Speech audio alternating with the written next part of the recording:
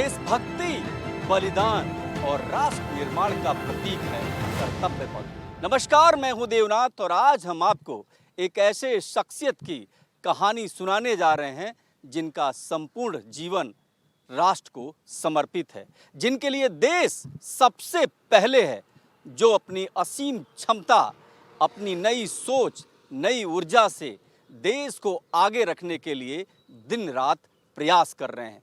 जी हाँ, हम बात कर रहे हैं भारत के सर्वाधिक लोकप्रिय प्रधानमंत्री नरेंद्र दामोदर दास मोदी की।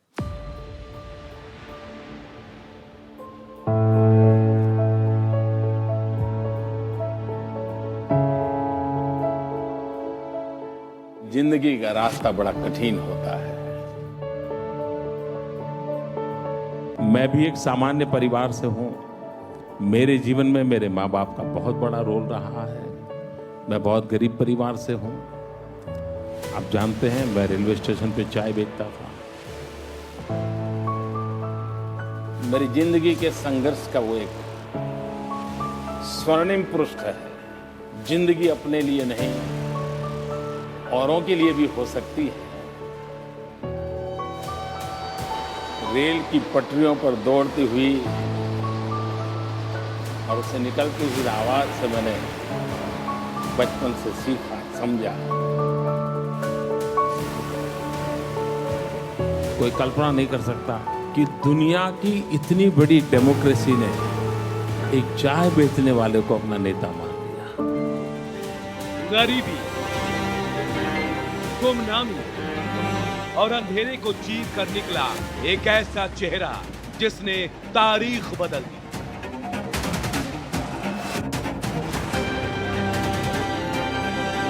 कौन है? मैं Narendra Damodar Das Modi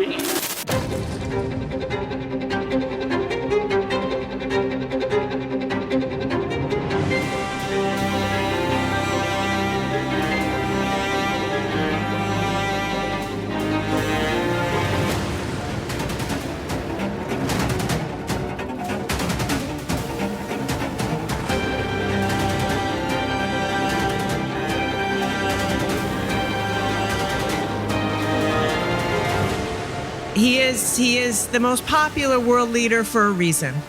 I think you are an inspiration for the rest of the world. Prime Minister Sri Narendra Modi, we owe you a debt of gratitude. I am a fan of Modi, so his vision for digital India, was ahead of its time. मैं नरेंद्र दामोदर दास मोदी प्रधानमंत्री के रूप में निर्वहन कर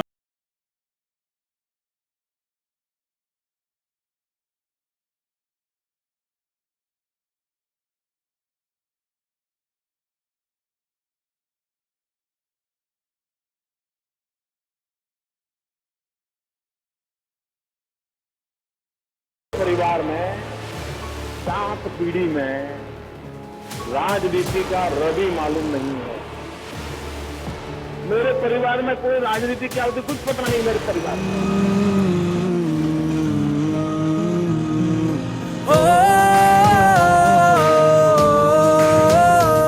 मेरे sir की पक्की छत है वो, मेरे अपनों की सेहत है वो, मेरी जरूरतों का पता उसे बदल रहा मेरी किस्मत वो देख रहा जो सपने में उनका किरदार हूँ।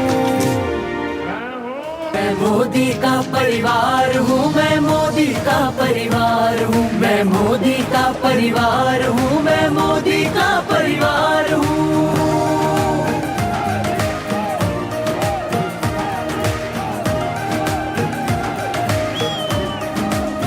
संसद, जहां पर जनता की आकांक्षाओं और उम्मीदों के पर लगते हैं। संसद, जहां पर जनता की आवाज को बुलंद किया जाता है। संसद, जहां कानून बनता है। उसी संसद की प्रथम सीढ़ी पर जब प्रधानमंत्री मोदी ने सीढ़ियों को चूम करके अंदर प्रवेश किया और उसके बाद 140 करोड़ देशवासियों की आवाज को एक नई ताकत दी। मैं नरेंद्र दामोदर दास मोदी प्रधानमंत्री के रूप में ईश्वर की शपथ लेता हूं कि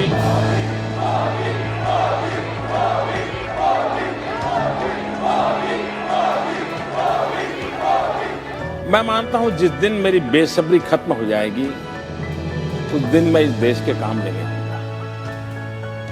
मैं चाहता हूं मेरे भीतर वो बेसब्री बने रहनी चाहिए, क्योंकि वो मेरी ऊर्जा है, वो मुझे ताकत देती है, मुझे दौड़ाती है। हर शाम सोता हूं तो दूसरे दिन का सपना लेकर के सोता हूं। एक बार मैं उनके साथ अहमदाबाद से राजकोट जाता था तो 8:30 हो गए। मोदी जी आमतौर पर कार्यकर्ता के घर पर उस वक्त भोजन करते थे,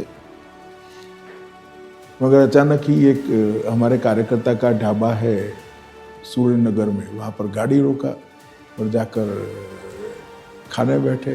मैं मनोमन बोला चलो भाई अच्छा हो गया, इनको भूख भी लगी तो हमें भी आज खाना मिल जाएगा। मैंने देखा उन्होंने कुछ फल और वेफर जैसा कुछ खाया थोड़ा, और मैंने पेट भरकर खा लिया। फिर रात को मैंने सोचा कि इन्होंने तो खाया ही नहीं, तो गाड़ी किसके लिए खड़ा रहा?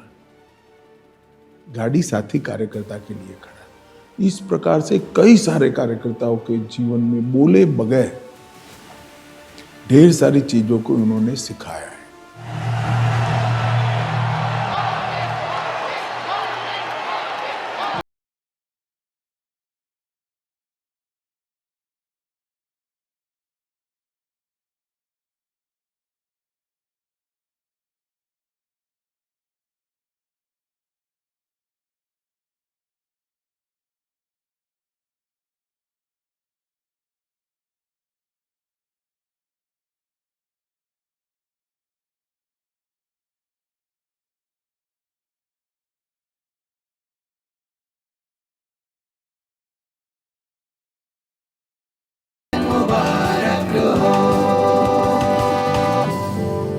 इतिहास में नाम अंकित करने के लिए न मोदी पैदा हुआ है, न मोदी का वो मकसद है। अगर मकसद है तो मेरा देश अजरा अमर है।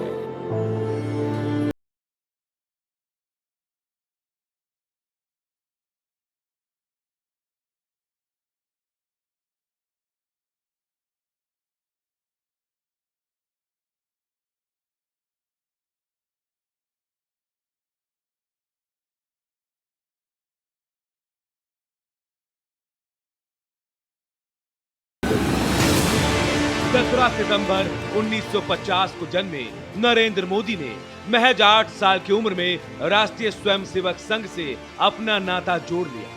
1960 के दशक के आखिर में आरएसएस के स्थायी सदस्य बने और 1972 में प्रचारक बन गए। 1975 में इंदिरा गांधी की सरकार की ओर से घोषित आपातकाल के दौरान उन्होंने अंडरग्राउंड रहते हुए सरकार विरोधी पर्चे बांटे और कैदियों के परिवारों की देखभाल की।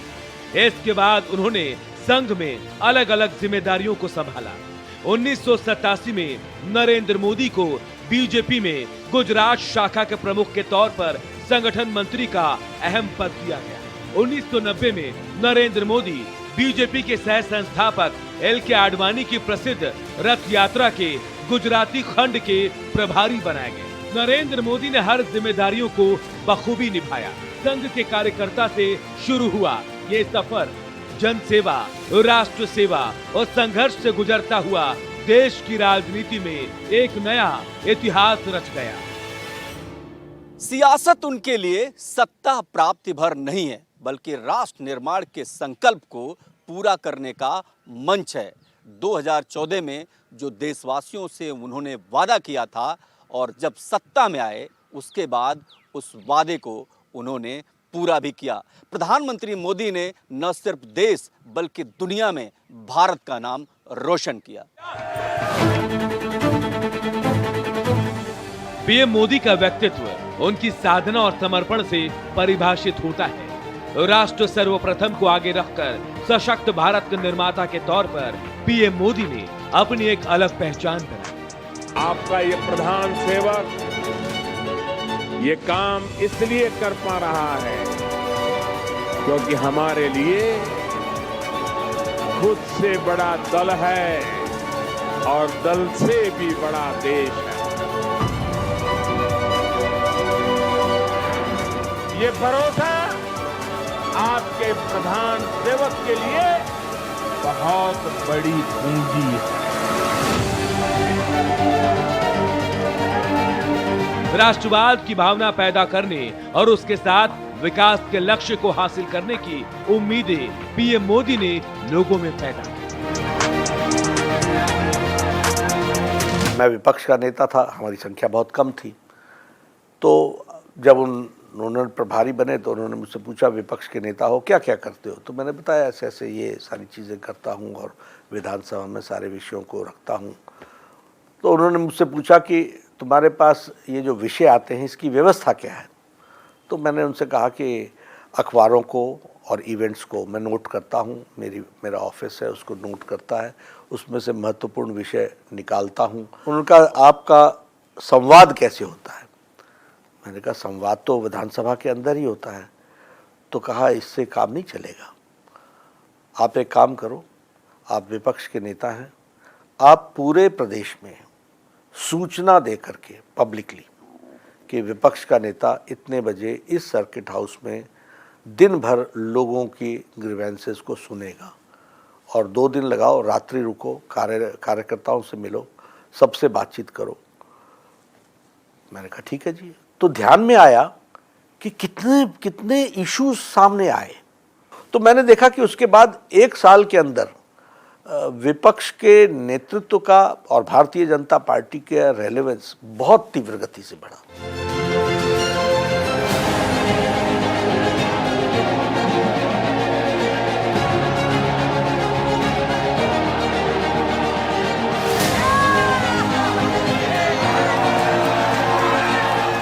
जन्मदिन पर जब ये देश अमृत महोत्सव मना रहा है, उसी समय मोदी जी के जीवन का भी अमृत काल चल रहा है और ये अमृत काल मोदी जी के नेतृत्व में इस देश को विश्व के शिखर पर पहुंचाएगा।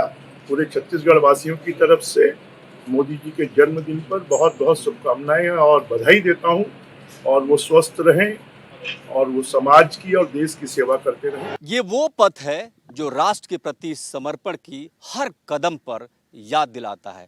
देश के सर्वोच्च शिखर पर बैठने के बाद प्रधानमंत्री मोदी ने खुद को प्रधानमंत्री कहने की जगह प्रधान सेवक कहा। ये दर्शाता है कि प्रधानमंत्री मोदी का सेवा भाव किस हद तक है और इससे साफ जाहिर होता है कि देश के लिए उनके मन में क्या भाव चल रहा है।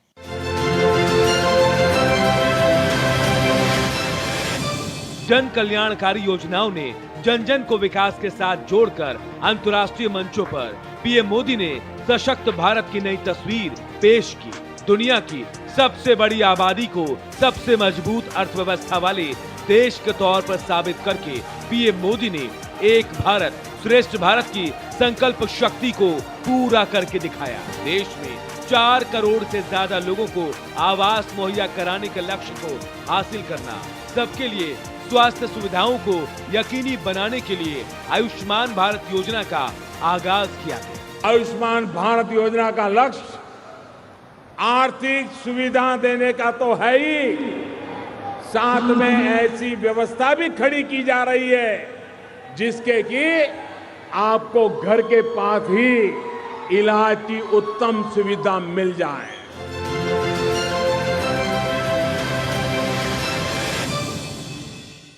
मैं नागपुर का महापौर भी था और भारतीय जनता युवा मोर्चा का नागपुर जिले का अध्यक्ष भी था और उस समय एक राष्ट्रीय अभ्यास वर्ग नागपुर में लेने का तय हुआ। उसकी पूरी जिम्मेदारी मेरे ऊपर थी। रेशीम बाग में ये अभ्यास वर्ग होना था और इसकी पूरी तैयारी हमने की थी और आने वाले कई नेता आने वाले थे, उनकी व्यवस्थाएं भी की थी। रेशीम बाग में भी रहने की व्यवस्था की थी और बाकी बाहर रेस्ट हाउसेस में भी व्यवस्थाएं की थी। तो मोदी जी आए, हमने उनका स्वागत किया और स्वागत करने के बाद उन्होंने डॉक्टर हेडगेवार जी का दर्शन लिया और उसके बाद हमने उनको पूछा, मोदी जी को मैंने स्वयं पूछा कि देखिए रहने की व्यवस्था तो यहाँ पर भी है, बाहर गेस्ट हाउस में भी है।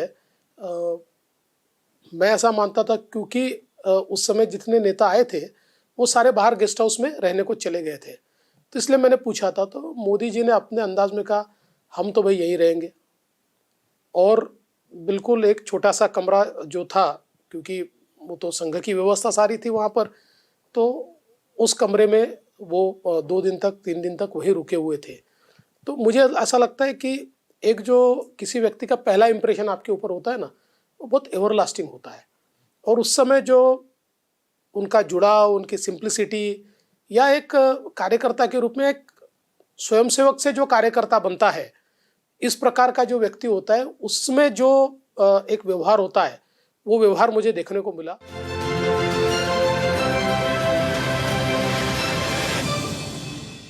देश में घोटाले हो रहे हैं, बड़े बड़े लोगों के मुंह काले हो रहे हैं। संसद की प्रथम सीढ़ी पर सिद्धांतों ने दम तोड़ा, हमारे प्राण गुंडों के हवाले हो रहे हैं। ये लाइनें पहले की थी, लेकिन अब प्रधानमंत्री मोदी का युग है। ये युग ऐसा है जिसमें भ्रष्टाचार पर जीरो टॉलरेंस की नीति है। देश हित को सबसे पहले रखा गया है, और यही नहीं, देश की जो आम जनता है उसको प्रधानमंत्री मोदी ने सबसे पहले स्थान दिया है। जाहिर सी बात है कि अपनी सोच, अपनी प्रेरणा, अपने काम से प्रधानमंत्री मोदी ने एक ऐसा कीर्तिमान स्थापित किया है जो कभी देखने को नहीं मिला था। प्रधानमंत्री मोदी के जन्मदिन पर देश की करोड़ों जनता उनको दुआएं दे रही हैं, और जिस तरीके का जनसमूह उनके सभाओं में आते हैं, उससे साफ जाहिर है कि जनता का भरोसा उन पर बना हुआ है।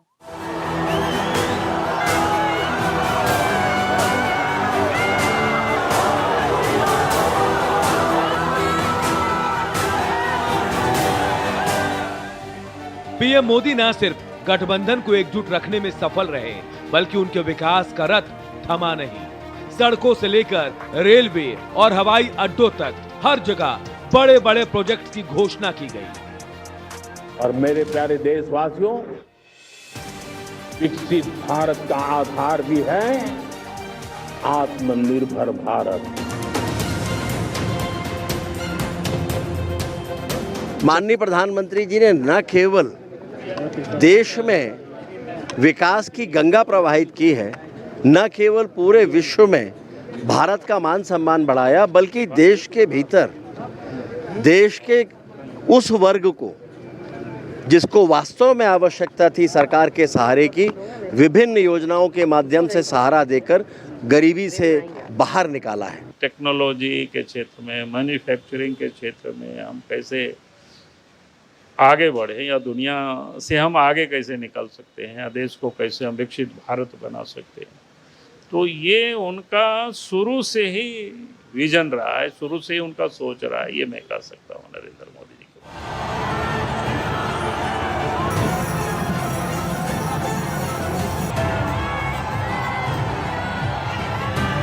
कश्मीर में ऐतिहासिक रेल की शुरुआत, अलग अलग राज्यों में एम्स की स्थापना, अटल सेतु का निर्माण, वन नेशन वन पेंशन का नियम और सेना में चीफ ऑफ डिफेंस की नियुक्ति का फैसला पीएम मोदी की दूरदृष्टि और पक्के इरादे की वजह से मुमकिन हो पाया। मैं उनको उनके जन्मदिन की बहुत बहुत शुभकामनाएं देता हूं। और जैसा आपने खुद कहा कि पिछले 10 सालों में उन्होंने, अगर देश की जनता ने उन्हें प्रधानमंत्री बनाया, तो उन्होंने उस सत्ता को एक साधन सेवा का माना। मोदी जी के लिए हवन होगा, यज्ञ होगा, अनुष्ठान होगा। हम चाहते हैं मोदी जी आगे बने रहे, क्योंकि आपने देखा होगा हमने जिस भारत की कल्पना की थी वो भारत मोदी जी ने हमको दिया। और उत्तराखंड वासियों के लिए तो वो बिल्कुल पूजनीय है, और सनातन धर्म के लिए हमारे पुरोधा है। ओम नमो नारायण। भारत की भूमि में एक ऐसे शख्सियत को हम लोगों के बीच में जन्म देने का काम किया जो दुनिया के सर्वाधिक लोकप्रिय नेता है। भारत के यशस्वी प्रधानमंत्री के रूप में देश की सेवा करने का काम कर रहे हैं। उनका नाम नरेंद्र मोदी जी।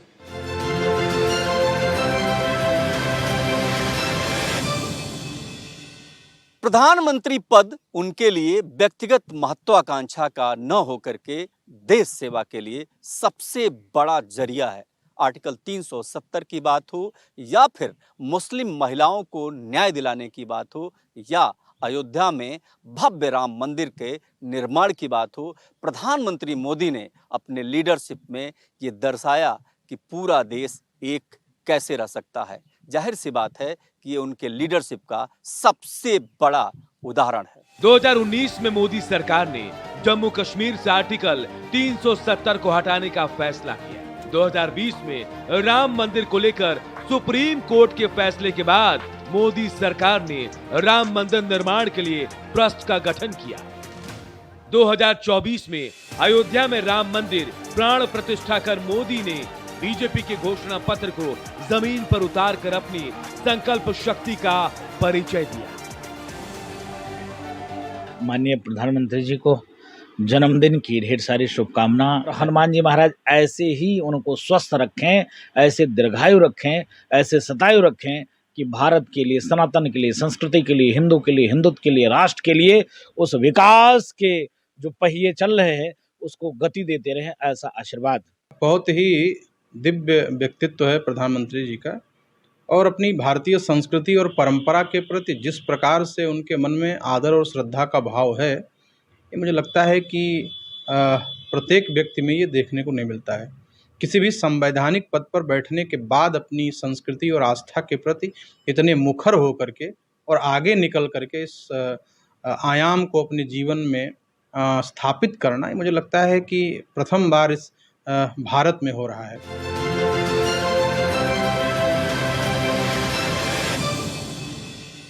पीएम मोदी के लीडरशिप में भारत की वैश्विक छवि मजबूत हुई है। भारत की कूटनीति का सबसे महत्वपूर्ण पहलू प्रधानमंत्री मोदी खुद हैं, और यही वजह है कि दुनिया भर में भारत एक महाशक्ति के तौर पर स्थापित हुआ है।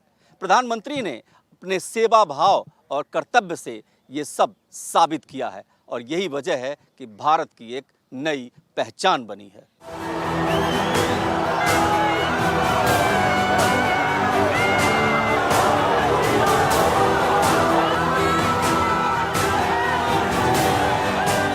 देश के यशस्वी प्रधानमंत्री माननीय नरेंद्र मोदी जी के जन्मदिन दिवस के अवसर पर मैं माननीय प्रधानमंत्री जी को बहुत बहुत शुभकामनाएं देता हूं। आप इसी तरह से स्वस्थ रहें, दीर्घायु हों, और देश, समाज और राष्ट्र के लिए जिस प्रकार से आप काम कर रहे हैं, ये देश परम वैभव के शिखर पर पहुँचे, क्रमांक 1 का बने, फिर से विश्वगुरु बने। ने हमारे आदरणीय पंतप्रधान जो आज एक विश्व गुरु का किताब उनको मिला है। पीएम मोदी ने देश को एक नई दिशा दी, एक मकसद दिया और कुशल नेतृत्व की एक ऐसी लकीर खींची जो न सिर्फ देश के लिए बल्कि दुनिया के लिए नजीर बन गई। दुनिया भर में मोदी की हो रही जय जयकार ने देशवासियों का सीना गर्व से चौड़ा कर दिया।